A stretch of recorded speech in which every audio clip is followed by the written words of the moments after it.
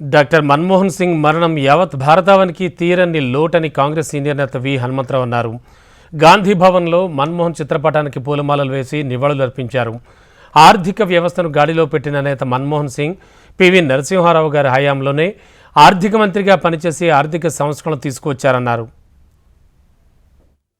మాజీ ప్రధానమంత్రి డాక్టర్ మన్మోహన్ సింగ్ గారి చనిపోవడం నిజంగా యావత్ భారతదేశంలో ముఖ్యంగా రాహుల్ గాంధీ ఒక పక్క దేశంలో బడుగు బలైన వర్గాలకు న్యాయం చేయాలని ఆలోచన చేసి కన్యాకుమారి నుంచి కశ్మీర్ వరకు నడిచినటువంటి వ్యక్తి.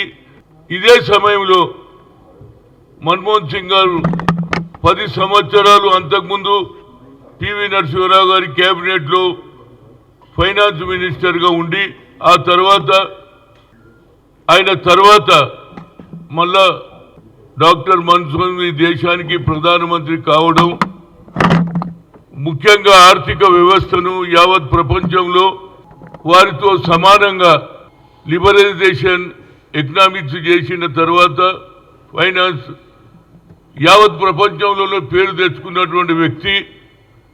ముఖ్యంగా ఆయన ఆలోచన నిజంగా పార్లమెంట్లో మాట్లాడినా బయట మాట్లాడినా అపోజిషన్ను కూడా గౌరవించే వ్యక్తి.